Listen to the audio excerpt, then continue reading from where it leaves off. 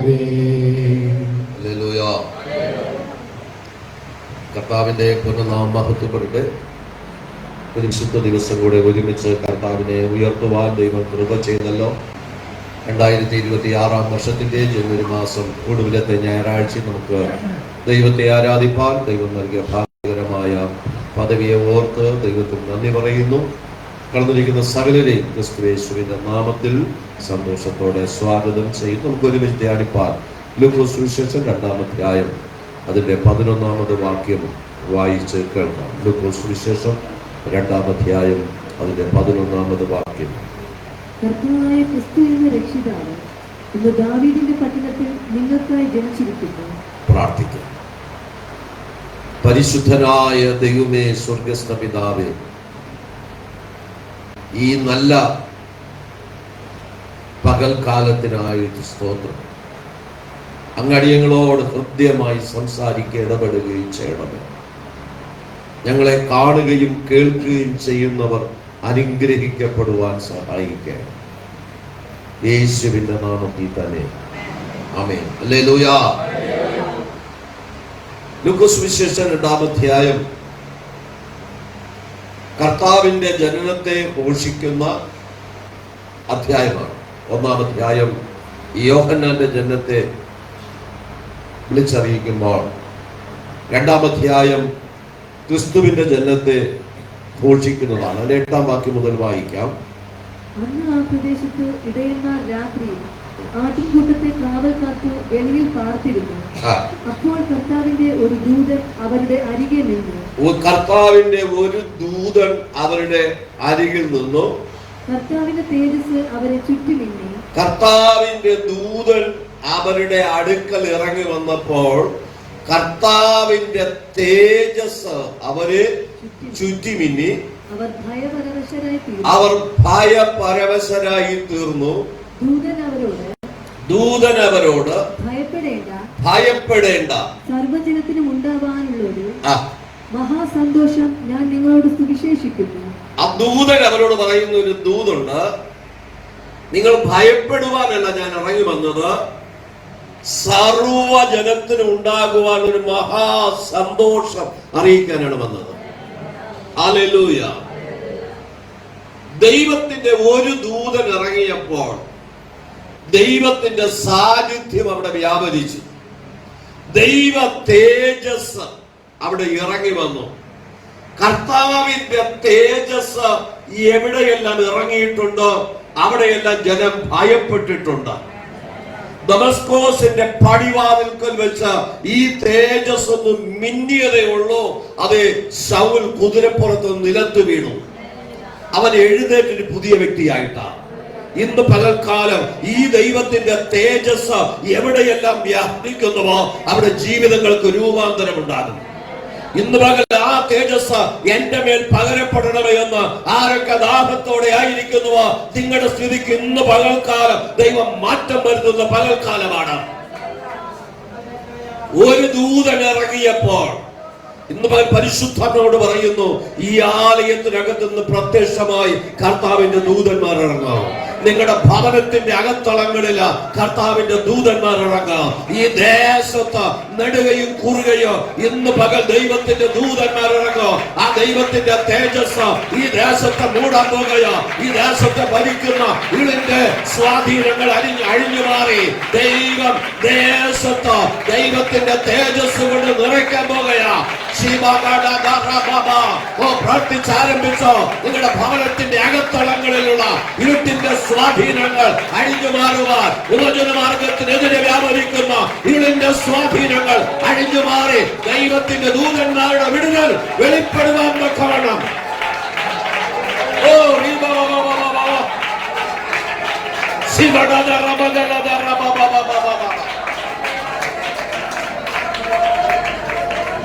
Hallelujah. കർത്താവിന്റെ ദൂതൻ ഇറങ്ങി ശുശ്രൂഷിക്കുന്നത് ഇന്ന് പകൽക്കാലം നമുക്ക് അനുഭവിപ്പാൻ കഴിയാണ്. ഇവിടെ നമ്മൾ പ്രാർത്ഥിക്കുമ്പോൾ എങ്ങനെയാ ദൂതൻ ഇറങ്ങുന്ന അറിയാമോ? നമുക്ക് ചെന്നെത്താൻ കഴിയാത്ത സാഹചര്യങ്ങളിലേക്ക് കർത്താവിന്റെ ദൂതൻ കടന്നു ചെല്ലുന്നു. ഇവിടെ ഇരുന്ന് നമ്മൾ പ്രാർത്ഥിക്കുമ്പോൾ ലോക രാജ്യങ്ങൾക്കകത്ത് അങ്ങനെയാണ് ഇവിടെ നടക്കുന്നത്. ഒരു സെക്കൻഡ് കണ്ണിവെക്കുന്നതിനിടയിൽ കർത്താവിന്റെ ദൂതന്മാർ നമ്മൾ ആർക്ക് വേണ്ടി പ്രാർത്ഥിക്കുന്നുവോ അവരുടെ അടുക്കലേക്ക് ഇറങ്ങി ചെല്ലുവാനിടയായി തീരും. ഹല്ലേലൂയ. കഴിഞ്ഞ ദിവസം ഞാൻ ആലുവയിൽ ഒരു ഭവനത്തിൽ പ്രാർത്ഥിക്കാൻ പോകുമ്പോൾ കുടുംബമായി അവിടെ ആയിരിക്കുന്ന അവരോട് ഞാൻ ചോദിച്ചു, ന്യൂസിലാൻഡിലായിരുന്ന ഒരു മകൾക്ക് ഒരു ട്യൂമർ വളർന്നു, അവരുടെ ശരീരം ഇങ്ങനെ തളർന്നു പോകുന്ന അനുഭവം വന്നു. ഞാൻ വീഡിയോ കോളില് ആ മകൾക്ക് വേണ്ടി പ്രാർത്ഥിച്ചിട്ട് ഞാൻ പറഞ്ഞു, നീ ഒരു അല്പം വെളിച്ചെണ്ണ എടുക്ക, ആ വെളിച്ചെണ്ണയ്ക്ക് വേണ്ടി ഞാൻ ഇവിടെ നിന്ന് പ്രാർത്ഥിച്ചിട്ട് ആ വെളിച്ചെണ്ണ തൊട്ട് നിന്റെ തലയിൽ ഇന്നിന്റെ ഭാഗത്ത് തൊടാനായിട്ട് പറഞ്ഞു. ചോദിച്ചു, പാസ്റ്റർ എന്തിനാ അവിടെയൊക്കെ തൊടുന്നത്? ആ കുട്ടിക്ക് അറിയില്ല ആ ഭാഗത്തെല്ലാം അസ്വസ്ഥത ഉണ്ടെന്ന്. ഞാൻ പറഞ്ഞു, ആ പ്രാർത്ഥിച്ച എണ്ണ തൊട്ടിട്ട് ആ ഭാഗത്തൊക്കെ തൊടാനായിട്ട് പറഞ്ഞു. ഞാനിങ്ങനെ നോക്കിക്കൊണ്ടിരിക്കുമ്പോൾ ആ പെൺകുട്ടി ആ പ്രാർത്ഥിച്ച എണ്ണ തൊട്ട് ആ ഭാഗത്ത് പ്രാർത്ഥിച്ചു. ഇവിടെ ഇരുന്ന് ഞാൻ പ്രാർത്ഥിക്കുമ്പോൾ കർത്താവിന്റെ ദൂതൻ അവിടെ ഇറങ്ങി ചെന്ന് വിടുവിച്ചു. ഞാൻ ഇന്നലെ മെനഞ്ഞാന്ന് ചോദിച്ചു, അതെ അന്ന് പ്രാർത്ഥിച്ചു വിടുതൽ വന്ന രോഗം പിന്നെ വന്നിട്ടുണ്ടോ? ഇല്ല. ദൈവം വിടുവിപ്പാൻ ശക്തനാ. ഇന്ന് പകൽ അതെ വിശ്വാസത്തോടെ ആരിതിനകത്തിരുന്ന് പ്രാർത്ഥിക്കുന്നുവോ നിങ്ങൾക്ക് ചെല്ലുവാൻ കഴിയാത്ത, ദൈവദാസങ്ങൾക്ക് ചെല്ലാൻ കഴിയാത്ത പല ഇടങ്ങളില് ആരോട് നിങ്ങൾ ഇതുവരെ പറഞ്ഞിട്ടില്ലാത്ത ചില വിഷയങ്ങളുമായി ദൈവത്തിൽ ഇരിക്കുന്നവരില്ലേ? ഇന്ന് പകൽ ദൈവത്തിന്റെ ദൂതന ഭാഗത്തിറങ്ങും. ദൈവദൂതൻ ഇറങ്ങിയ വിടുതലാണ്. ഇന്ന് പകൽ വിടുതലിന്റെ ദിവസമാ. കർത്താവിന്റെ ദൂതൻ ശക്തമായി ഇന്ന് പകൽക്കാലം ഇറങ്ങിയിട്ടുണ്ട്. ചില കുടുംബങ്ങളെ വിടുവിപ്പാൻ, ചില ദൈവത്തിന്റെ പ്രവൃത്തി ചില കുടുംബങ്ങൾക്ക് അകത്തളങ്ങളിൽ കൊണ്ടുവരുവാൻ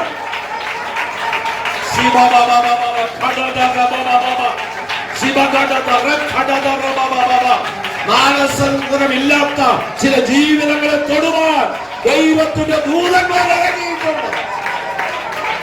ദേശത്ത് ദൈവത്തിന്റെ ദൂതന്മാർ ഇറങ്ങിയിട്ടുണ്ട്.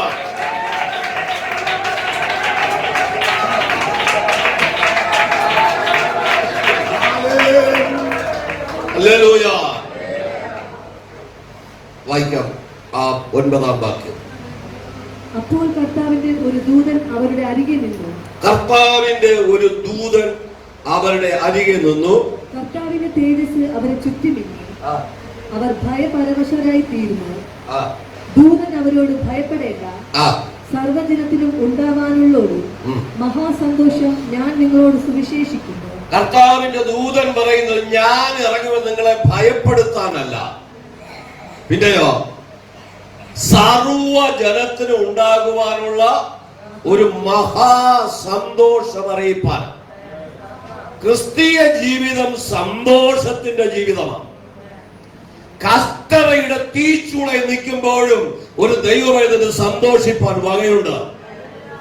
നമ്മെ പോലെ കഷ്ടത്തിലായ പലരും പട്ടുപോയപ്പോൾ എന്നെ ജീവനോടെ ശേഷിച്ചു എന്ന് ഓർത്ത് ആ ദൈവത്തിന് നന്ദി പറയണം.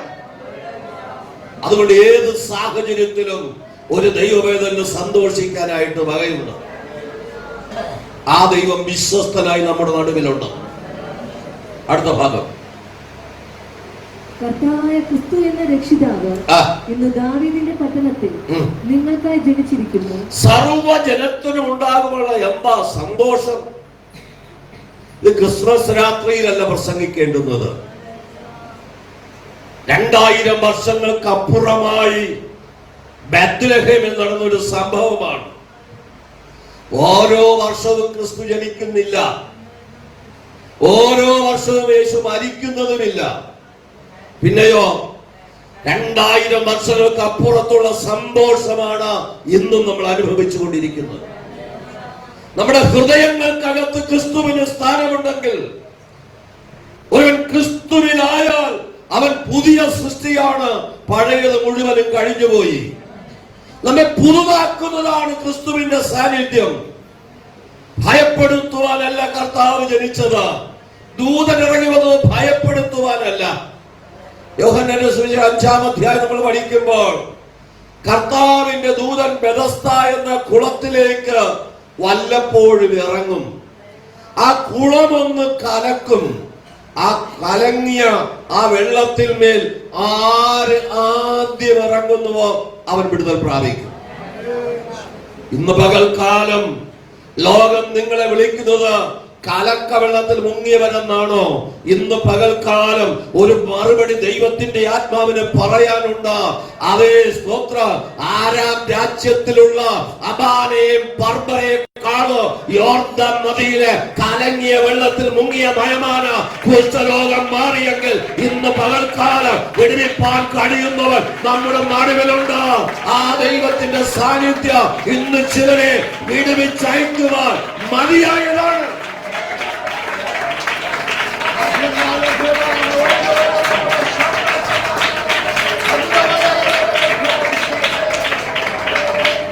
ലോകം പറയും ഇതിനേക്കാൾ നല്ല വെള്ളം എന്റെ വീട്ടിലുണ്ടെന്ന്.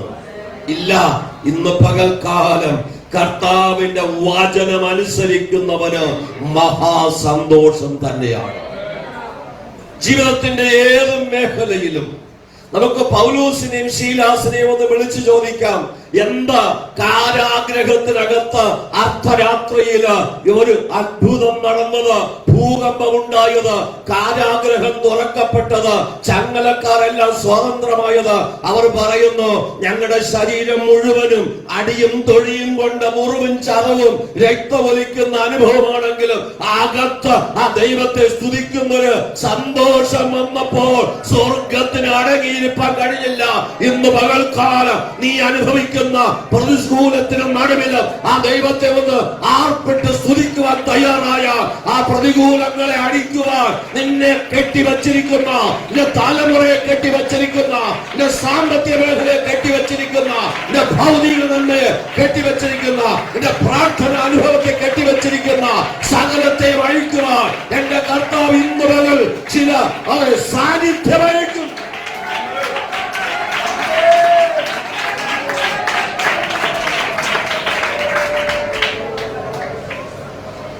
കർത്താവിന്റെ ദൂതൻ അവരോട് പറയുന്നു, സർവജനത്തിനും ഉണ്ടാകുവാനുള്ള ഒരു മഹാസന്തോഷം ഞാൻ നിങ്ങളോട് അറിയിക്കുന്നു. എന്താ? കർത്താവായ ക്രിസ്തു എന്ന രക്ഷിതാവ് നിങ്ങൾക്കായി ജനിച്ചിരിക്കുന്നു. കർത്താവ് ജനിച്ചത് എനിക്ക് വേണ്ടിയാണെന്ന് പറയുവാൻ, യേശു കർത്താവ് കാൽവരിയിൽ മരിച്ചത് എന്റെ പാപത്തെ വഹിച്ചുകൊണ്ടെന്ന് പറയുവാൻ എത്ര പേർക്ക് ആ ധൈര്യമുണ്ടായി? നമുക്ക് പലപ്പോഴും ആ ധൈര്യമില്ല. ഇന്നലെ എന്നെ വളരെ ചിന്തിപ്പിച്ചൊരു അനുഭവം ഉണ്ടായി. ഞാൻ ഇന്നലെ ഒരു ഫംഗ്ഷനിൽ പങ്കെടുക്കുവാനായിട്ട് കടന്നുപോയി. തിരിച്ച് എന്നെ ചെങ്ങന്നൂർ റെയിൽവേ സ്റ്റേഷനിലേക്ക് കൊണ്ടുവിട്ട രണ്ട് യാക്കോബായ വിശ്വാസികളാണ്. കാർ ഓടിക്കുന്ന ആളും കൂടെയുള്ള രണ്ട് യൗവനക്കാർ. അവര് അവിടെ ഉള്ളവരല്ല, അവര് ആലുവയിലുള്ളവരാണ്. റെയിൽവേ സ്റ്റേഷന്റെ ബാക്കിൽ ചെന്നെത്തി ഒരു അമ്മച്ചി, ഒരു ആന്റി, ഏകദേശം ഒരു 80ഓളം വയസ്സ് പ്രായം വരും. ആ ആന്റിയോട് ഈ കാർ നിർത്തിയിട്ട് ചോദിച്ചു, റെയിൽവേ സ്റ്റേഷനിലേക്കുള്ള വഴി എവിടെയാണ്? ആ ആന്റി ആ നടു റോഡിൽ വെച്ച് ഏകദേശം 2.5 മണിക്ക് 10 മിനിറ്റ് രക്ഷയെ കുറിച്ച് സംസാരിച്ചു. ആ ആന്റി അവരോട് ചോദിക്കാം, നിങ്ങൾ യാക്കോബക്കാരല്ലേ? അതെ. പക്ഷെ യേശു ക്രിസ്തു നിന്റെ പാപത്തിന് വേണ്ടി മരിച്ചു. 10 മിനിറ്റ് ആ നാട് റോഡിൽ വെയിലത്ത് വെച്ച് ആ യൗവനക്കാരോട് സുവിശേഷം പറഞ്ഞു. വഴി ചോദിച്ചപ്പോ ആദ്യം ചോദിച്ചു, ട്രെയിനിന് സമയം കഴിഞ്ഞോ? ഇല്ല. 2 വശത്തേക്ക് കൈ കാണിച്ചിട്ട് പറഞ്ഞു, ഒരു വാഹനങ്ങൾ ഈ റോഡിൽ വരാതിരിക്കട്ടെ, ഒരു ഇടുങ്ങിയ റോഡാണ്. എന്നെ കേൾക്കുന്ന ദൈവമക്കളെ, അവർ 10 മിനിറ്റ് ആ യൗവനക്കാട് രക്ഷയെ കുറിച്ച് പറഞ്ഞു. നിന്റെ അപ്പനും അമ്മയും നരകത്തിൽ പോകുമ്പോ നീ സ്വർഗത്തിൽ പോകണം. നിന്റെ പാപത്തിന് വേണ്ടിയാണ് യേശു മരിച്ചത്. വളരെ ശക്തമായ ഭാഷയിൽ ആ മാതാവ് ഞങ്ങൾക്ക് വഴി പറഞ്ഞു തന്നു. അവർ എതിരെ ഒരു വാഹനം വന്നു. ആ വാഹനത്തിന് സൈഡ് കൊടുക്കുമ്പോൾ ആ ചെങ്ങന്നൂർ റെയിൽവേ സ്റ്റേഷന്റെ അണ്ടർപാസിന്റെ സൈഡിലാണ് ഞങ്ങൾ നിർത്തിയത്.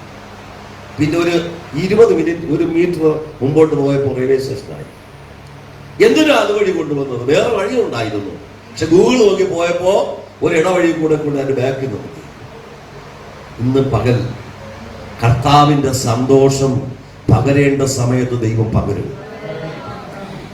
ക്രിസ്തു ജനിച്ചത് എന്റെ സന്തോഷത്തിനാണ്. ഞാനൊന്നും ദുഃഖത്തിലാണോ, ഞാനൊന്നും നിരാശയിലാണോ എങ്കിൽ ക്രിസ്തുവിനകത്ത് ഇപ്പോഴും സ്ഥാനമില്ല. ഇവിടെ ദൂതൻ പറയുന്നത് ഇതൊരു മഹാസന്തോഷമാണ് എനിക്ക് നിങ്ങളോട് അറിയിക്കുവാനുള്ളത്. എന്തോ ഈ കർത്താവായ ക്രിസ്തു എന്ന രക്ഷിതാവ്, അതെ, കർത്താവായ ക്രിസ്തു എന്ന രക്ഷിതാവ് ഇന്ന് ദാവീദിന് നിങ്ങൾക്കായി ജനിച്ചിരിക്കും. ആ സന്തോഷമാണ് ഞാൻ അനുഭവിക്കുന്നത്. ഞാൻ മാത്രം പോരാ, പിന്നെയോ നിങ്ങളും ആ സന്തോഷം അനുഭവിക്കണം. അതാണ് കർത്താവിന്റെ ദൂതന് പറയാനുള്ളത്.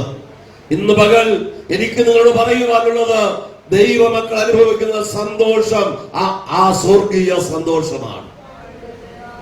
ചിലപ്പോ ചവിട്ടി നിൽക്കുന്ന തീച്ചുകളുടെ പുറത്തായിരിക്കാം, പക്ഷേ സന്തോഷിക്കാൻ നടുവിലും വകയുണ്ട്.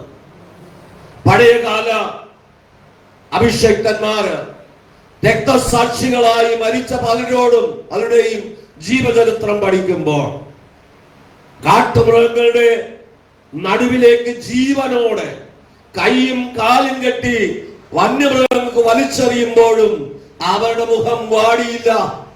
എന്താ കാര്യം? അതാണ് സ്വർഗത്തിലെ സന്തോഷം. ഒരിക്കൽ ഈ സന്തോഷം അനുഭവിച്ചതാണ്. ആ സന്തോഷത്തെ കെടുത്തിക്കളയുവാൻ കാട്ടുമൃഗങ്ങളുടെ പല്ലുകൾക്ക് കഴിയുകയില്ലെന്ന് അവർ തെളിയിച്ചെങ്കിൽ, അപ്പോസ്തലപ്രവൃത്തി 6:15 വായിക്കുമ്പോൾ അന്നത്തെ സന്നദ്ധിയും സംഘവും സ്തേഫാനോസ് എന്ന ദൈവഭക്തനെ കല്ലെറിഞ്ഞു കൊല്ലുവാൻ കൽപ്പനയിട്ട് ജനം കല്ലെറിയുമ്പോഴും അവന്റെ മുഖം ദൈവദൂതന്റെ മുഖം പോലെ പ്രസന്നമായിരുന്നു എന്ന് ദൈവത്തിന്റെ വചനം പറയുന്നു. വ്യക്തിപരമായി ഈ കർത്താവുമായി ബന്ധമുള്ള തകർക്കുവാൻ ലോകത്തിന്റെ ഒരു ശക്തികൾ ദൈവം അനുവദിക്കുകയില്ല. എവിടെ കർത്താവിന്റെ ദൂതന്മാരുണ്ടോ, എവിടെ ദൈവമക്കളുണ്ടോ, അവിടെ ശത്രുവുണ്ട്. വേദപുസ്തകം തെളിയിക്കുന്നത് ശത്രുവിന് അപവാദം പറയാൻ ഇടം കൊടുക്കരുത്. അപ്പോഴാണ് നമ്മൾ ജയാളികളായി മാറുന്നത്. ദൈവത്തെ ആരാധിക്കുന്ന ദൈവമക്കളുടെ ജീവിതത്തിൽ പ്രയാസങ്ങളും പ്രതിസന്ധികളും അതേ കഠിനമാകുന്ന ശോധനകളും വരുമ്പോൾ നമ്മൾ എന്താ തളർന്നു പോകാതിരുന്നത്? ദൈവത്തിന്റെ കൃപയാണ്.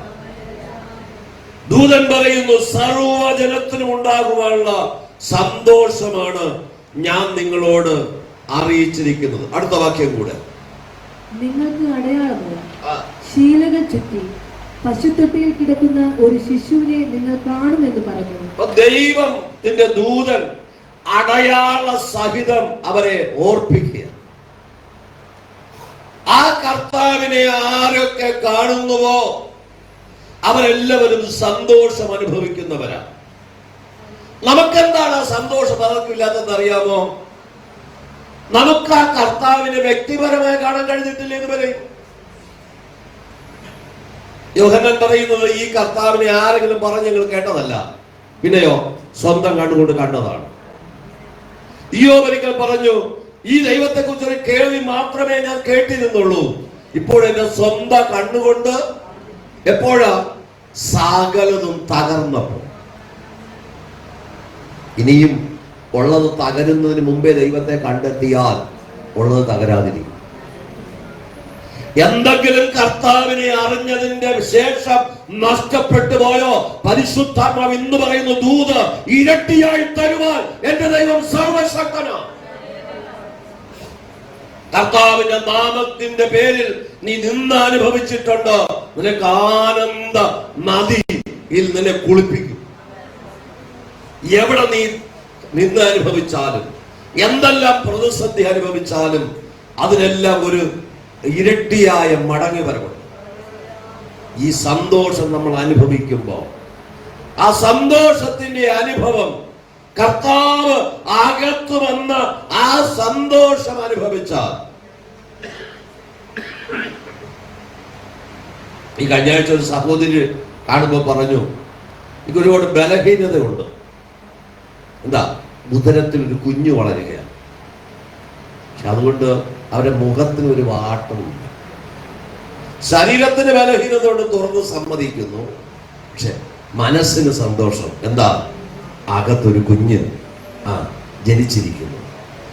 ഈ യേശു കർത്താവ് നമ്മുടെ അകത്ത് ജനിച്ചാൽ പുറം ബലഹീനമാണെങ്കിലും അകം സന്തോഷിക്കും. അകത്ത് സന്തോഷിക്കാൻ വകയുണ്ട്. എന്താ കാര്യം? ആ സന്തോഷം മുഖത്ത് വെളിപ്പെടണം. അവിടെയാണ് നമ്മൾ കർത്താവിനെ ഉൾക്കൊള്ളുന്നത്. ലൂക്കോസ് സുവിശേഷം 1-ാം അധ്യായം അതിന്റെ 43-ാമത് വാക്യം വായിക്കുമ്പോൾ, എന്റെ കർത്താവിന്റെ മാതാവ് എന്റെ അടുക്കൽ വരുന്ന മാനം എനിക്ക് എവിടെ നിന്നുണ്ടായി? ഇവിടെ യേശു കുഞ്ഞിനെ ഉദരത്തിൽ വഹിച്ച മറിയയ്ക്കുണ്ടായ മാന്യത എലിസബത്തിന്റെ അടുക്കൽ ചെന്ന് വന്ദനം ചെല്ലുമ്പോൾ സഖറിയാവിനോട് കർത്താവ് പറഞ്ഞ വാഗ്ദത്തം എലിസബത്ത് ചുമന്നു നടക്കുക. 6 മാസമായിട്ട് ഒരു ചലനവുമില്ല.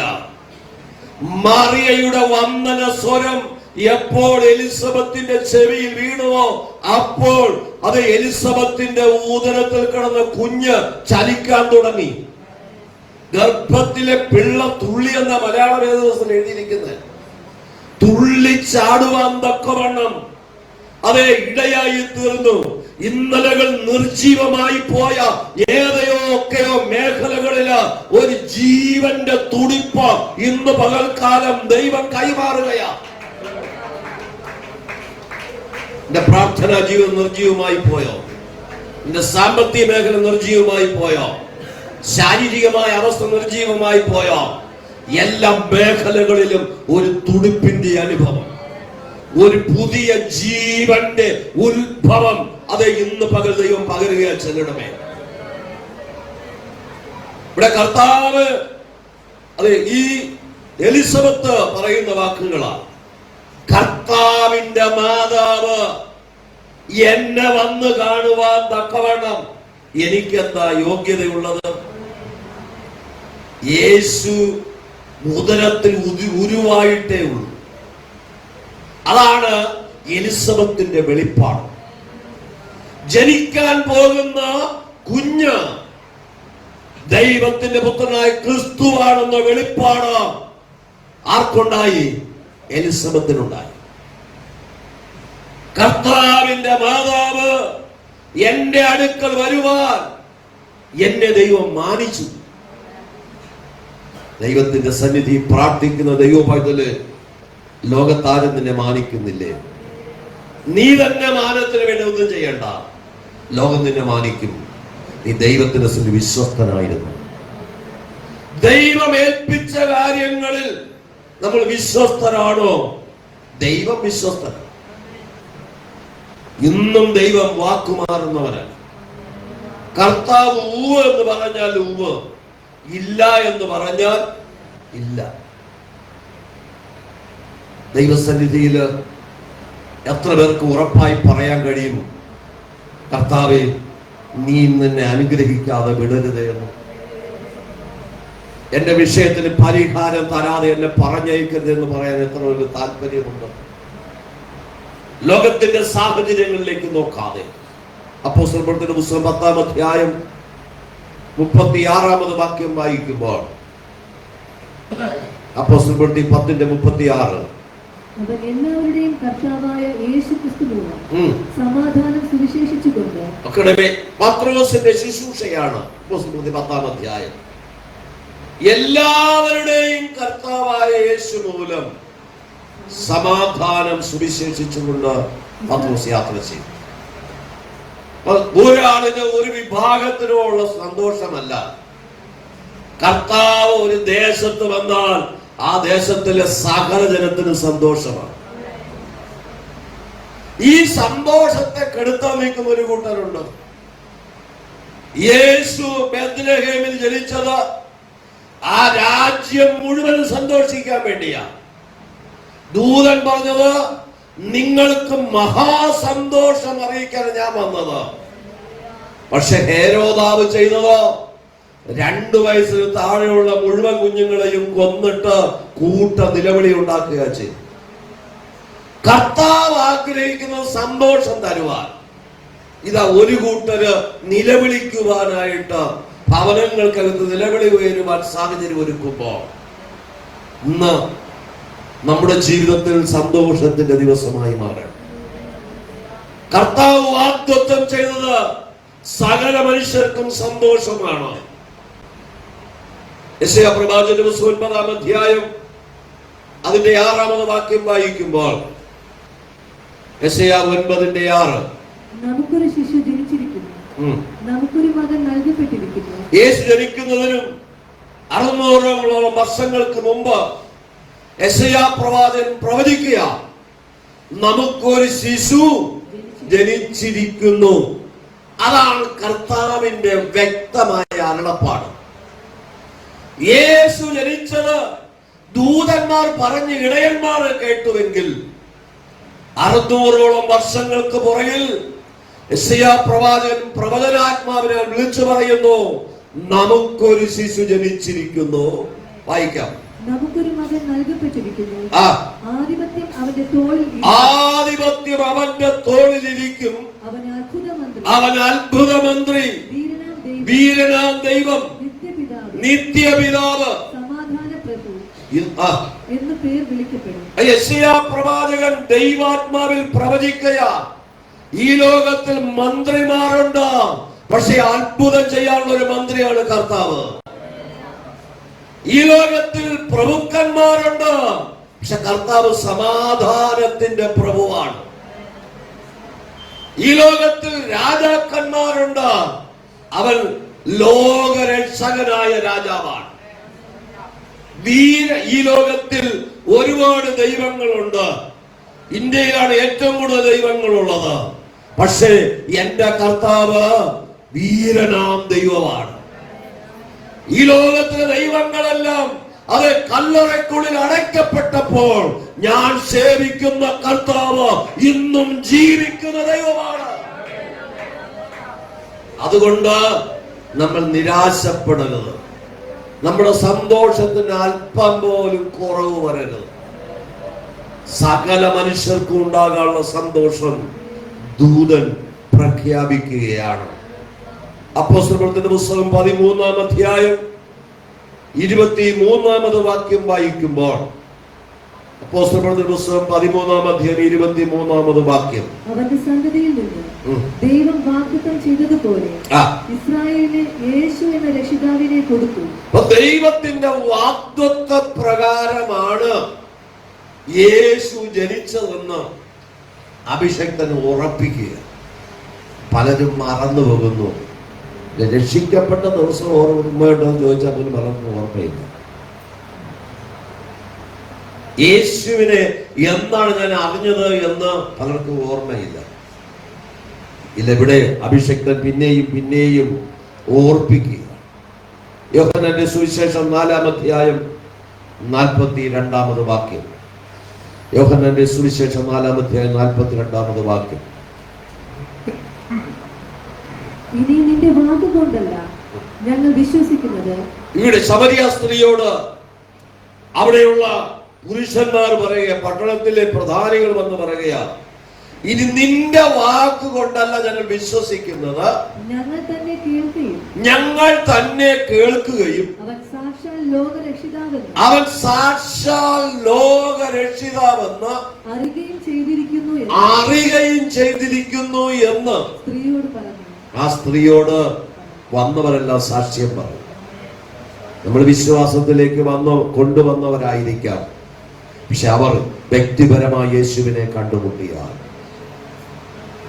പിന്നെ ഈ കൊണ്ടുവന്നവരുടെ ഭാഗത്തുനിന്ന് ഒരു ചിന്തയുമില്ല. ആ കർത്താവുമായിട്ടാണ് ബന്ധം.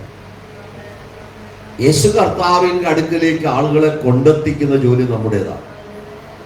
പക്ഷെ ആ കർത്താവിനെ വ്യക്തിപരമായി കണ്ടുമുട്ടിയാൽ കർത്താവുമായുള്ള ബന്ധം നഷ്ടപ്പെടരുത്. അതാണ് നമ്മൾ ചെയ്യേണ്ടത്. 4 പേരൊരു പക്ഷപാതക്കാരെ ചുമന്നുകൊണ്ടുവന്ന് യേശുവിന്റെ അടുക്കൽ എത്തിച്ചു. പക്ഷെ വിടുവിച്ചത് കർത്താവാണ്. ആ കർത്താവുമായുള്ള ബന്ധം ആ വ്യക്തി നിലനിർത്തണം. അതുപോലെ ഇവിടെ യേശുവിന്റെ അടുക്കലേക്ക് ആ പട്ടണത്തിലെ ഉന്നതന്മാരെ കൊണ്ടുവന്നത് ശമരിയ സ്ത്രീയാണ്. താൻ അറിഞ്ഞ സത്യത്തെ മറ്റുള്ളവരോട് പങ്കിട്ടിട്ട് അവർ ഇപ്പോ പറയുകയാ, ഇനി നിന്റെ വാക്ക് കേട്ടിട്ടല്ല, സാക്ഷാൽ ലോകത്തിന്റെ രക്ഷകനായ ക്രിസ്തു ആണ് ഞങ്ങൾക്ക് ബോധ്യമായി. ഈ കർത്താവിനെ 34 സങ്കീർത്തനക്കാരൻ പറയുന്നു, യഹോവ നല്ലവനെന്ന് രുചിച്ചറിവി. അവനെ ശരണം പ്രാപിക്കുന്ന പുരുഷൻ. നമ്മൾ പലപ്പോഴും രുചിച്ചറിഞ്ഞതല്ലേ ഈ കർത്താവിനെ? ആ കർത്താവിലാണോ നമ്മുടെ ശരണം? ആ കർത്താവിലാണോ നമ്മുടെ ആശ്രയം? ഇന്നും രക്ഷിക്കപ്പെട്ട സ്നാനപ്പെട്ട ക്രിസ്ത്യാനി എന്ന് പറയുന്നവർ അയൽവക്കത്ത് വീടുകൾ കല്യാണം ഉണ്ടെങ്കിൽ സഭായോഗം മുടങ്ങി കല്യാണത്തിന് പോകുന്നു. ഒക്കെ യേശുവുമായിട്ട് എന്തോ ബന്ധം?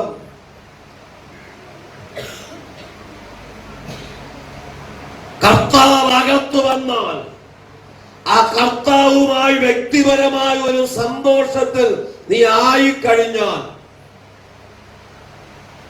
ഉലകത്തിലെ ഒരു പ്രതിസന്ധിക്കും ഈ ദൈവസ്നേഹത്തിനെ മാറ്റാൻ കഴിയും. അത് പൗലോസിന്റെ വാക്കുകൾ. പട്ടിണിക്കോ നഗ്നതയ്ക്കോ ആപത്തിനോ വാളിനോ ഈ ലോകത്തിനോ വരുവാനുള്ളതിനോ യാതൊന്നിനും ക്രിസ്തുവിന്റെ സ്നേഹം തന്നെ വേർപിരിക്കാൻ. അങ്ങനെ ഒരു ബന്ധം അഭിഷേകത്തിലൂടെ ഉള്ളത് കൊണ്ട് എന്താ സംഭവിച്ചത്? പൗലോസിന്റെ മേൽ നിന്ന് അസാധാരണ വീര്യപ്രവർത്തികൾ നടക്കുമ്പോൾ പൗലോസിന്റെ മേൽ നിന്ന് റൂമാലും ഉത്തരിയും കൊണ്ടിട്ട് രോഗികൾ സൗഖ്യം പ്രാപിച്ചു. എന്നിലൂടെ നിങ്ങളിലൂടെ നടക്കണം, നമ്മിലൂടെ നടക്കണം, ദൈവസഭയ്ക്കകത്ത് നടക്കണം. അത് നടക്കണമെങ്കിൽ ഈ കർത്താവുമായുള്ള ബന്ധം കാത്തു സൂക്ഷിക്കുക. സകല കാര്യങ്ങളും ഒരുക്കി വെച്ചിട്ട് സമയം കിട്ടുമെങ്കിൽ ആരാധിക്കാമെന്നുള്ളതല്ല. കർത്താവിന് കൊടുക്കേണ്ടുന്ന മഹത്വം കർത്താവിന് കൊടുക്കണം. മുമ്പേ അവന്റെ രാജ്യവും നീതിയും അന്വേഷിച്ച സങ്കീർത്തനം പ്രബോധിച്ച ദൈവദാസൻ പറഞ്ഞു, നീ ദൈവത്തിൽ വിശ്വസ്തനാണെങ്കിൽ ദൈവം വിശ്വസ്തനാണ്. നമ്മുടെ വിശ്വസ്തത ദൈവസ്ഥയിൽ തെളിയിക്കാൻ കഴിയണം. ഇയ്യോബ് ഒരിക്കൽ പറഞ്ഞു, എന്റെ നടപ്പ് നിന്റെ മുമ്പിൽ ഞാൻ തെളിയിക്കാം. അങ്ങനെ എത്ര ദൈവമൊക്കെ ഉറപ്പായി പറയാം, എന്റെ നടപ്പ് ഞാൻ ദൈവസ്ഥയിൽ തെളിയിക്കാമെന്ന്. അങ്ങനെ ഇന്ന് പകൽ ധൈര്യമായി അത് നെഞ്ചി കൈവച്ചോട് ദൈവത്തോട് പറയാൻ തയ്യാറായ ദൈവം വിടുവിപ്പാൻ ശക്തൻ. മനുഷ്യന്റെ മുമ്പിലൊന്നും വേണ്ട. മനുഷ്യൻ പുറമെയുള്ളത് കാണുമ്പോൾ നമ്മുടെ ഹൃദയത്തിന്റെ ചിന്തകളെയും വിചാരങ്ങളെയും അറിയുന്ന നമ്മുടെ കർത്താവ്. നമ്മളെ ശോധന ചെയ്ത് അറിയുന്ന ഒരു കർത്താവ് നമുക്കുണ്ട്. എന്റെ ശോധന കഴിച്ചാൽ ഞാൻ എങ്ങനെ പുറത്തു വരും? യോബ് ഭക്തൻ പറഞ്ഞു, എന്റെ ശോധന കഴിച്ച ഞാൻ പൊന്നുപോലെ പുറത്തു വരും. പൊന്ന് ശോധന കഴിക്കുന്നതിനേക്കാൾ കഠിനമാകുന്ന ശോധനയിലൂടെ അഭിഷക്തൻ കടന്നുപോയി. ആരാണെന്നറിയാമോ? ദൈവത്താൽ നല്ല സാക്ഷ്യം പ്രാപിച്ചത്. ദൈവം പിശാചിനോട് പറയുന്ന സാക്ഷ്യമാണ്, യോബിനെ പോലെ നിഷ്കളങ്കനും നേരുള്ളവനും ദോഷം വിട്ടകന്നവനും ദൈവഭക്തനും ഭൂമിയിൽ മറ്റാരും. കർത്താവിനാൽ നല്ല സാക്ഷ്യം പ്രാപിച്ച് കഴിഞ്ഞ യോബിനെ പിശാച് ഇങ്ങനെ ദൈവം അനുവദിച്ചിട്ടാണെങ്കിലും എന്തെല്ലാമോ കഠിന ശോധനയിലൂടെ കൊണ്ടുപോയി. യോബിന് പറയാനുള്ളത്, എന്റെ നടപ്പ് ഞാൻ നിന്റെ മുമ്പിൽ തെളിയിക്കും. പിശാച് നീ എന്തൊക്കെ ചെയ്താൽ അങ്ങനെ പറയാനൊരു തന്റെ ഇടമുണ്ടെങ്കിൽ പിശാച് പോലും ഭയപ്പെട്ട് മാറുന്നില്ല.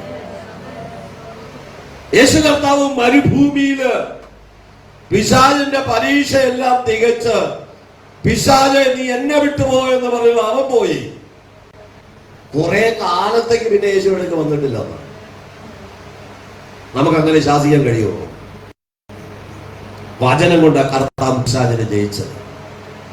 ദൈവത്തിന്റെ വചനം ഇരുവായ്ത്തലയുള്ള ഏത് വാളിനേക്കാളും മൂർച്ചയുള്ളത്.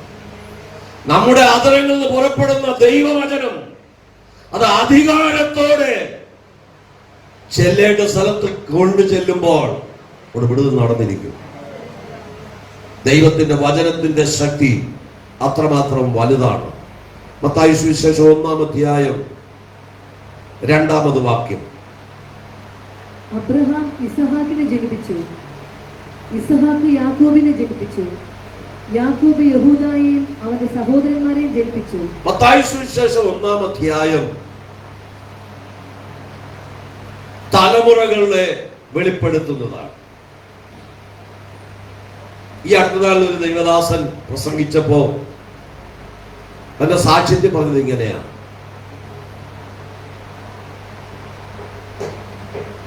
താൻ മത്തായി സുവിശേഷം ഒന്ന് വായിച്ചു, വെറുതെ വായിക്കുമ്പോൾ അദ്ദേഹം പറഞ്ഞത്, എന്റെ അപ്പൂപ്പന്റെ അപ്പന്റെ പേരെന്ന് ചോദിച്ചാൽ എനിക്കറിയില്ല, പക്ഷെ യേശുക്രിസ്തുവിനെ കുറിച്ചുള്ള വംശാവലി വായിച്ചു കഴിഞ്ഞപ്പോ ഇതൊരു ചരിത്ര പുരുഷൻ തന്നെ എന്ന് താൻ ഉറച്ചു വിശ്വസിച്ചു. ആ മത്തായി 1:17 ഒന്ന് വായിക്കാം. ഇങ്ങനെ തലമുറകൾ ആകെ അബ്രഹാം മുതൽ ദാവീദ് വരെ, ആ അബ്രഹാം മുതൽ ദാവീദ് വരെ 14, ദാവീദ് മുതൽ ബാബേൽ പ്രവാസത്തോളം 14, ബാബേൽ പ്രവാസം മുതൽ ക്രിസ്തുവിനോളം 14 ആകുന്നു. അപ്പൊ 42 തലമുറയ്ക്ക് മുമ്പ് ദൈവ ശബ്ദം കേട്ട് ദൈവത്തെ അനുസരിച്ച അബ്രഹാം മുതൽ യേശു ക്രിസ്തു വരെ 42ാമത്തെ തലമുറയാണ്. കഴിഞ്ഞ 42 തലമുറയെ കുറിച്ച് അവയെ പഠിപ്പിക്കുന്ന സത്യവേദ പുസ്തകം. അതിനു മുമ്പും ഭൂമി ഉണ്ടാകുന്നതിന് മുമ്പുള്ള ശൂന്യതയെ കുറിച്ചും മോശ വേദപുസ്തകത്തിൽ എഴുതിയിരിക്കുന്നു. ഇന്ന് പകൽക്കാലം ഇത് പരിശുദ്ധാത്മാവ് വെളിപ്പെടുത്തി കൊടുക്കാൻ എഴുതാൻ കഴിയും. കർത്താവ് ഈ ലോകത്തില് അഡ്രസ് ഇല്ലാത്തവനെന്ന് ലോകം പറഞ്ഞാലും, സ്വന്തമായി വീടില്ലാത്തവനാണ്, കരം കൊടുക്കാൻ പോലും കാശില്ലാത്തവനാണെന്ന് ലോകം പറഞ്ഞാലും, യേശുക്രിസ്തുവിന്റെ ജനനത്തെ 41 തലമുറകൾക്കപ്പുറം മുതൽ സ്വർഗത്തിൽ ദൈവം കുറിച്ചു വച്ചിരിക്കുന്നു. ആ കർത്താവ് ഒരു വ്യക്തിയിലേക്ക് വന്നാൽ അവന്റെ സ്ഥിതിക്ക് നിശ്ചയമായ മാറ്റം വരും. ആ ദേശത്തിന് സന്തോഷമുണ്ടാകുവാൻ ക്രിസ്തു ജനിച്ചു. ഹേരോദാവ് ആ ദേശത്തിലെ സന്തോഷം കെടുത്താൻ നോക്കിയെങ്കിലും ഒടുവിലത്തെ വിജയം ദൈവത്തിനാണ്. നമ്മുടെ ജീവിതത്തിൽ ഏതെല്ലാം കഷ്ടതകളും ശോധനകളും ഒക്കെ വന്നാലും ആകത്ത് കൂട്ടുനോക്കുമ്പോൾ ദൈവമക്കൾക്കാണ് ബാലൻസ്. അതാണ് നമ്മൾ അറിഞ്ഞിരിക്കേണ്ടത് സത്യം. ലൂക്കോസ് സുവിശേഷം 23-ാം അധ്യായം അതിന്റെ 2-ാമത് വാക്യം വായിക്കുമ്പോൾ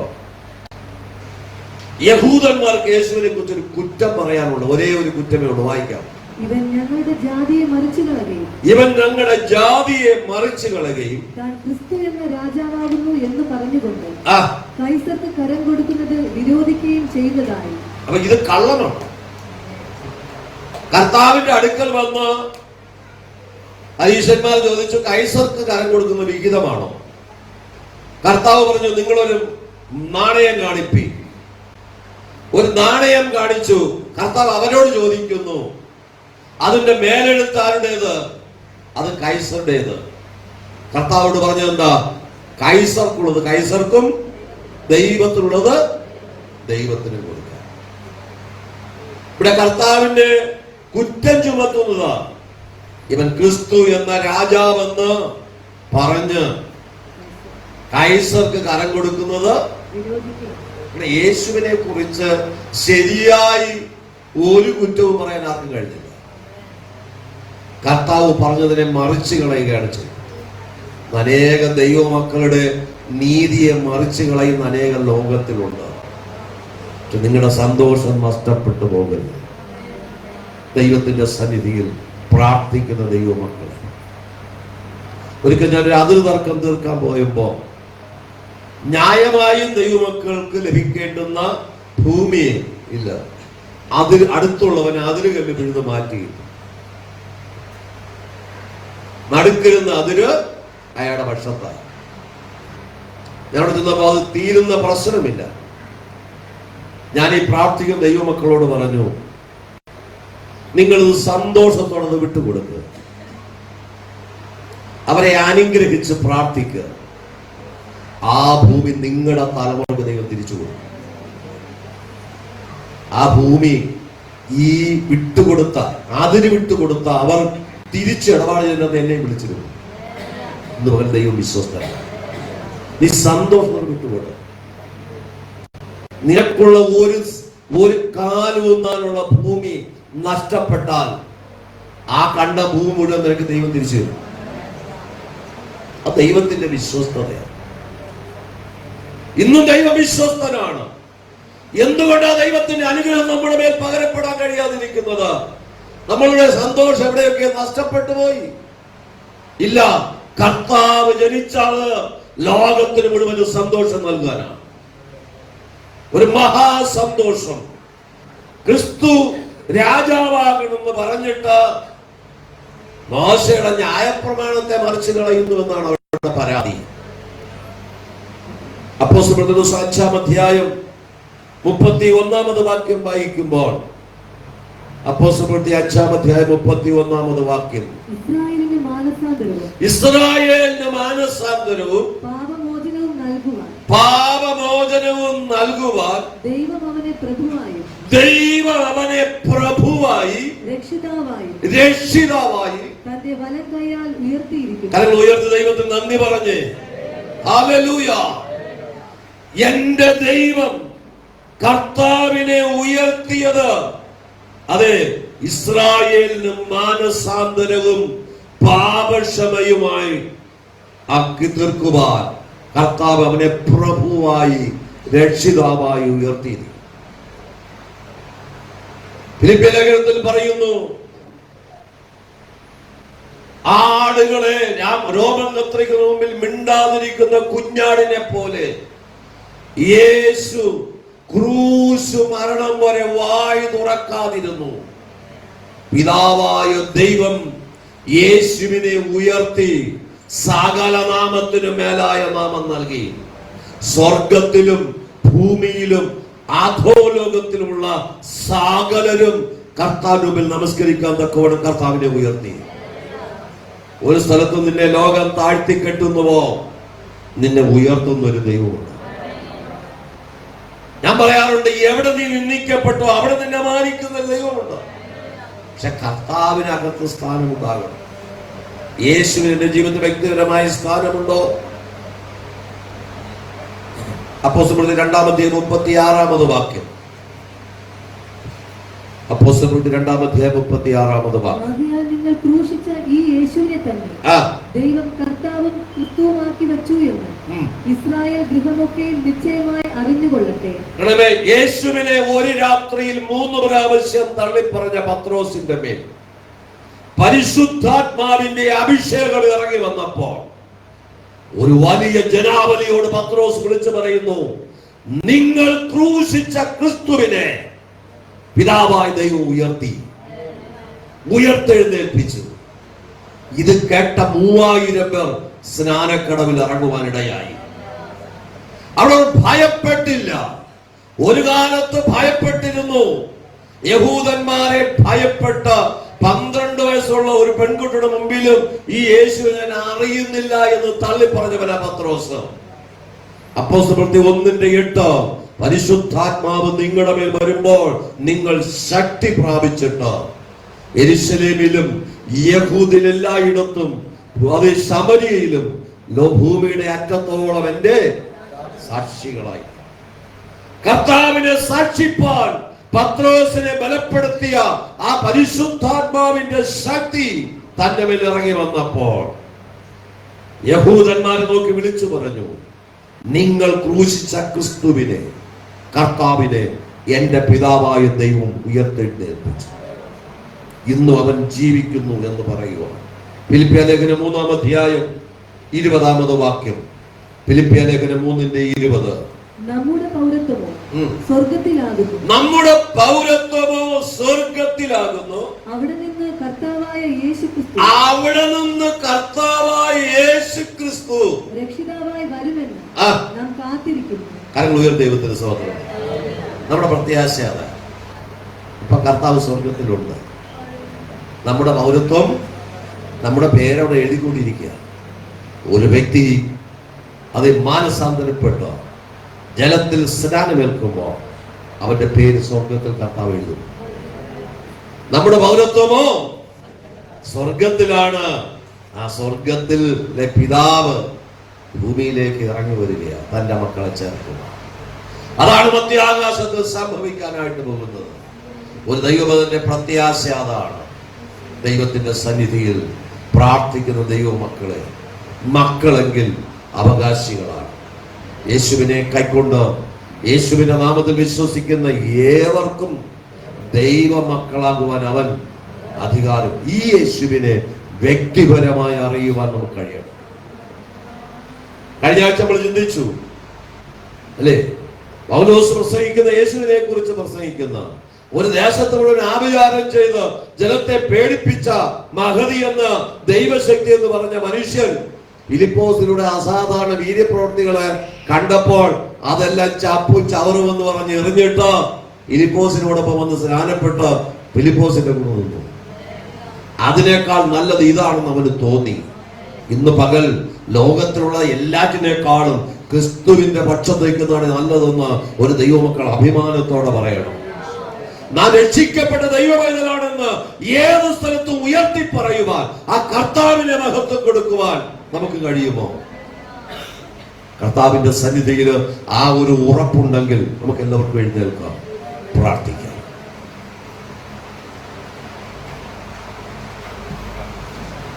ഒരു മഹാസന്തോഷം നമ്മുടെ ഭവനങ്ങൾക്കകത്ത് വരട്ടെ. നമ്മുടെ ദേശങ്ങളിൽ ഒരു മഹാസന്തോഷം വരട്ടെ. ഒരു ദൂതൻ ഇറങ്ങി വന്നു. ആ ദൈവത്തിന്റെ സാന്നിധ്യം, ആ ദൈവ തേജസ് അവിടെ വ്യാപരിച്ചപ്പോൾ സകലരും ഭയപ്പെട്ടു. ഇന്നലകൾ ഭയപ്പെട്ടു നിന്ന ചില അവസ്ഥകളുണ്ടെങ്കിൽ കർത്താവിന്റെ ദൂത് പറയാനൊരു ദൂതുണ്ട്. സർവജനത്തിനുണ്ടാകുള്ള മഹാസന്തോഷമാണ് ഈ ലോകത്ത് സംഭവിച്ചിരിക്കുന്നത്. കർത്താവായ എന്ന ക്രിസ്തു എന്ന രക്ഷിതാവ് നിങ്ങൾക്കായി ജനിച്ചിരിക്കുന്നു. അത്യുന്നതങ്ങൾ ദൈവത്തിന് മഹത്വം, ഭൂമിയിൽ ദൈവപ്രസാദമുള്ളവർക്ക് സമാധാനം. അപ്പൊ സമാധാനം അനുഭവിക്കണമെങ്കിൽ ഞാൻ ദൈവത്തെ പ്രസാദിപ്പിക്കുകയാണ്. ക്രിസ്തു എനിക്ക് വേണ്ടി ജനിച്ചു എന്ന് വിശ്വസിക്കുന്നവർക്ക് സന്തോഷമുണ്ടാകും. എല്ലാ കണ്ണുകളും അടച്ച് ഒരു നിമിഷം ദൈവമുഖത്തേക്ക് നോക്കി പ്രാർത്ഥിക്കാം. കർത്താവേ, ഞാൻ യേശുവിനെ അറിഞ്ഞിട്ട് എത്രയോ വർഷങ്ങളായി. എനിക്കൊന്ന് ഹൃദയം തുറന്ന് സന്തോഷിപ്പാൻ കഴിയുന്നു. അതോ ഒരിക്കൽ ഒരു ദിവസം സന്തോഷം, അടുത്ത ദിവസം ദുഃഖമാണോ? ഹൃദയം അകത്ത് സന്തോഷിക്കുന്ന ആഗ്രഹമുണ്ടെങ്കിൽ കഴിയുന്നില്ല. പുറമെ ചിരിക്കുമ്പോഴും അകം പലവിധമായ ദുഃഖത്തിനകത്ത് കെട്ടപ്പെട്ടിരിക്കുന്നു. ഹൃദയം തുറന്നൊന്ന് സന്തോഷിക്കുക, മറ്റുള്ളവരെ ഹൃദയം തുറന്നൊന്ന് അനുഗ്രഹിക്കുക, മറ്റുള്ളവരെ തങ്ങളെക്കാൾ ശ്രേഷ്ഠനെന്നുവാൻ ഇന്ന് പകൽക്കാലം എത്ര പേർക്ക് കഴിയും? ഹൃദയം ഒന്ന് തുറക്കാം. നിരാശകൾ മാറട്ടെ.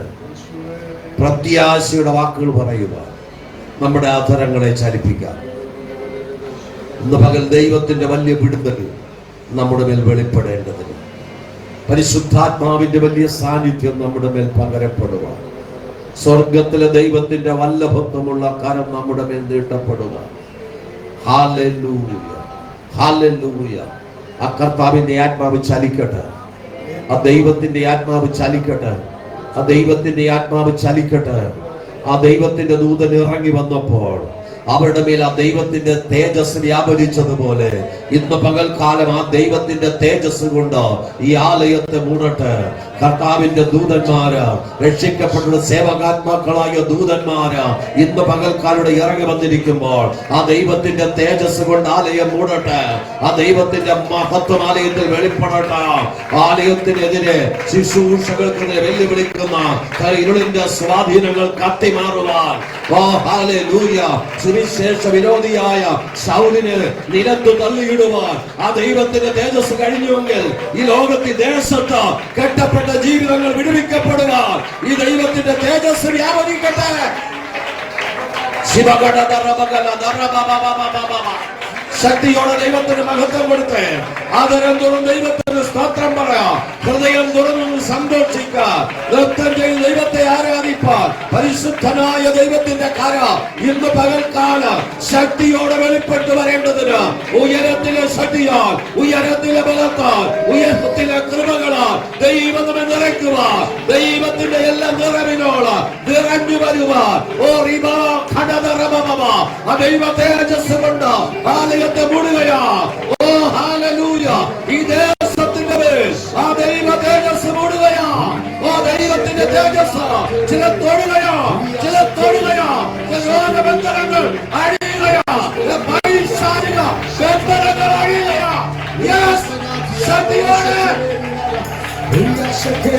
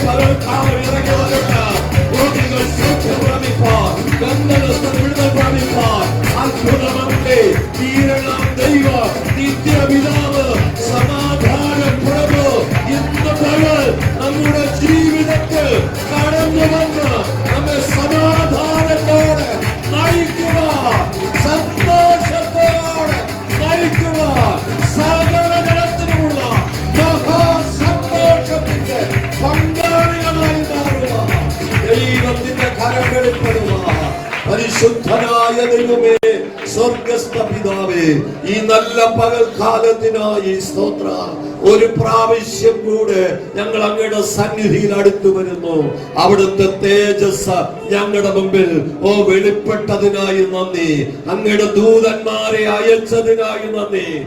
ഞങ്ങൾക്ക് മുമ്പായി ഞങ്ങളുടെ ഭവന തലങ്ങളിലേക്ക് കർത്താവിന്റെ ദൂതന്മാരെ അയക്കണമേ. ഹല്ലേലൂയ, ഓ ഹല്ലേലൂയ. അവിടുത്തെ സാന്നിധ്യം ഞങ്ങളോട് കൂടെ പോരണമേ. ഇന്ന് പകൽക്കാലം അനേകരുടെ ഹൃദയത്തിന്റെ അകത്ത് വേദന എടുത്തു മാറ്റി ആനന്ദത്തിന്റെയും സന്തോഷത്തിന്റെയും അനുഭവത്തെ നൽകുവാൻ കർത്താവ് ഇറങ്ങി വന്നതിനായി സ്തോത്രം. ബലഹീനതകളെ മാറ്റിയല്ലോ, ചില രോഗികളെ കർത്താവ് സൗഖ്യമാക്കിയല്ലോ. ഈ ബലത്തോടെ ഞങ്ങളെ പറഞ്ഞയക്കണമേ. സന്തോഷത്തോടെ സ്വഭവനങ്ങളിൽ എത്തിച്ചേർന്ന് സ്വസ്ഥമായി വിശ്രമിച്ച് നിർഭയം വസിച്ച് പിന്നെ ഒരുമിച്ച് കൂടി വരും വരെ ദൈവ തേജസ്സിന്റെ മറവിൽ മറയ്ക്കണം. ഒരാഴ്ചവട്ടം ഞങ്ങളുടെ യാത്രകളില്, പ്രവർത്തനങ്ങളില്, ഉപജീവന മാർഗത്തിന്റെ മേഖലകളില്, കുഞ്ഞുങ്ങളുടെ പഠനത്തില്, എല്ലാ മേഖലയിലും ദൈവത്തിന്റെ സാന്നിധ്യം ഞങ്ങളോട് കൂടിയിരിക്കും. ജയത്തോടെ നടത്തണം. യേശുവിന്റെ നാമത്തിൽ പ്രാർത്ഥന കേൾക്കണം പരിശുദ്ധ പിതാവേ.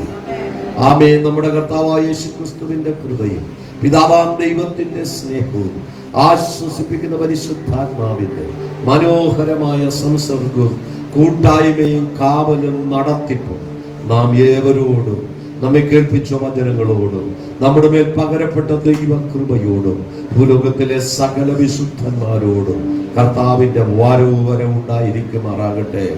ആമേൻ. അറുക്കപ്പെട്ട കുഞ്ഞാടിന് മഹത്വം. ഹല്ലേലൂയ, ഹല്ലേലൂയ, ഹല്ലേലൂയ.